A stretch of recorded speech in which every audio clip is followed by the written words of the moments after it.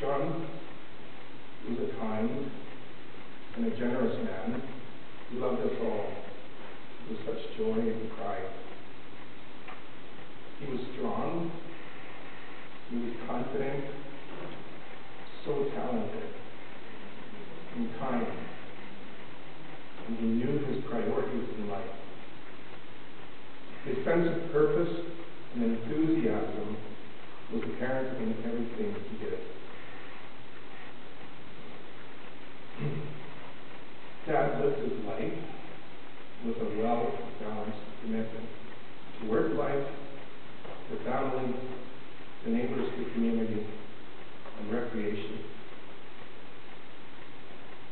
Dad's life began in the Armory District on May 26, 1923, as the son of Louis and Helen Horgan. And I learned when I met Donna that he was one in a family of 18 children. And that explained something to me that I observed the first time we sat down to dinner together. I was starting my meal and his plate was empty. In a way that could only be inspired by a hearty appetite that can come from hard work and competition with 17 siblings. He also shared with me that supplements were available in wheat gum, Saskatoon berries, choke cherries, and other berries that I've never seen before, but you would eat them, of course. In work life, for any young person that came within earshot of John and had expressed interest, he would share from his youth his story of his learnings in work life. He would tell that he attended archery school and that his school years ended at the age of 15, and that he helped to work with his parents and that field work was done with horses. In doing breaking, they would crop trees with homemade hatchets. The bigger trees were cut around the roots with axes and pulled out with horses. They used the breaking plow, pulled by 8 horses. They cut the crop with binder and stoke and standing 6 or more sheaves together. They stacked those on a rack and hauled them to a threshing machine. Grain was hauled to an elevator by wagon and horses. As a teenager, his transportation was horseback and bicycle. And as he told his stories of his early work life to young people, you could see how much the world had changed, that you could connect with the importance of work life to success in life overall. In 1946, he purchased 2 quarters of land and later the homestead. Following that, he married Eva Bureau, the girl of his dreams, from the little Touchwood district north of Key Park. As partners in business and in love, John and Eva made their living through mixed farming. My first thought when I hear mixed farming was that it involved livestock, crops, and I learned that they had chickens and pigs and cows and horses. But later, in the time I spent with John, I grew to know that mixed farming meant that he was skilled in all trades. He was skilled in welding, carpentry. He was a mechanic, even an electronic technician. He was a master of risk management, being able to read the weather and how to crop his fields. He was an expert at financial management. When the financial crisis happened, I don't think John blinked an eye. He managed his finances throughout his life so well. And most of all, teamwork.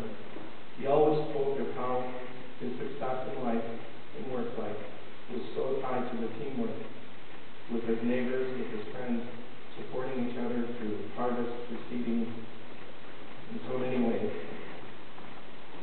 But he did deal also in work life with frustration.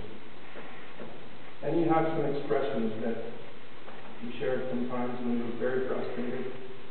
At the lowest level of frustration, and maybe a machine broke down during harvest, I would hear him say, "Oh, shucks." And if it was a multiple event where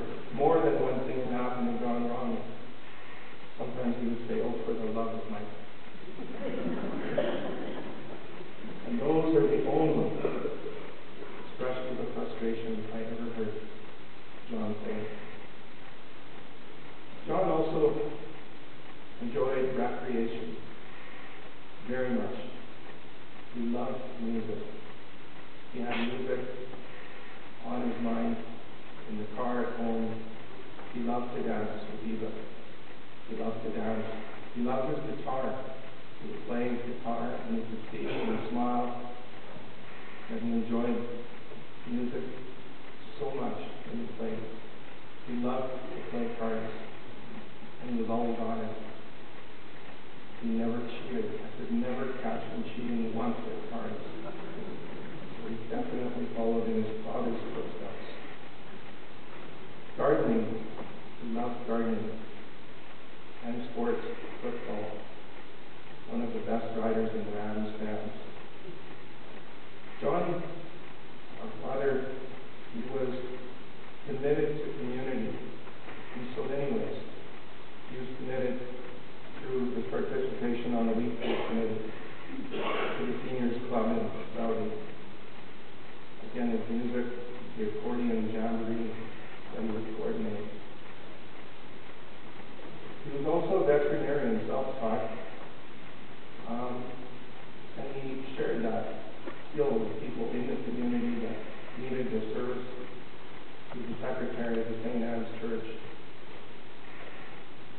John had a very strong commitment to community, and I recall when we were on the farm and he'd get a call that the well was down, he would drop everything he was doing because he knew people needed water, and he would leave and go down the road and he would fix the well, and he would be on call 24/7. As a grandfather, John has left a great amount of himself in his grandchildren. He did teach Thomas how to properly hold a knife and fork. I had tried doing that myself for some time and wasn't successful. The grandfather was able to complete that task. He taught our children to mix cereals. I see this all the time. 3 boxes of cereal, 1 person eating. And I wonder what they're doing. And I look and it's photographic. What he taught them, they mixed them together. He taught our children how to play pool. Lise is quite a shark. She beats me all the time. Somehow I think that Grandpa never did teach me how to play pool. It's all handed down to you. He was an example to look up to for all of our children. And a terrific grandfather, loving in every way. I'd like to share a last memory. And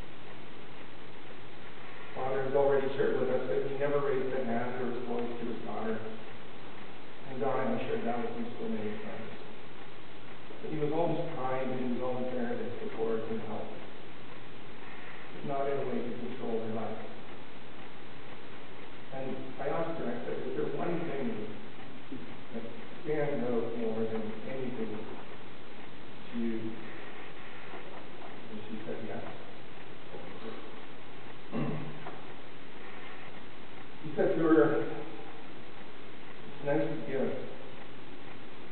but you shouldn't expect anything in return. And I see that alive in God, in her willingness and her readiness in our community and in our family to do so selflessly and expect so little in return. She said to me that if he saw something done, if he saw something that person was doing that he considered not right, he'd always follow that in a comment of, maybe it's because of, and you have an explanation. And I think we call that empathy. He could put himself in another person's shoes and see life the way they saw it. And that helps him realize how he could help other people. Today, we celebrate these 7 years of age of life, of good living, 64 years of marriage, 42 years of farming, 3 children, 2 adopted children, 3 grandchildren. I'd like to share with you a short note that Lisa has given me. Grandpa, I remember countless times going down to the senior center and having you give us lessons on how to play pool. And the card games around the table, when we laughed and the good times. Your constant smile made everyone cheerful around you. And we always knew you simply wanted the best for us. One hot summer day, you took me out to the garden so we could pick peas and fresh lettuce for dinner. I truly loved that. And we went out to the farm. I recall you stopped to look over the crops in the field. I saw you breathe the fresh air. I look up to you as a role model. You've influenced me to be kind and generous. I love you.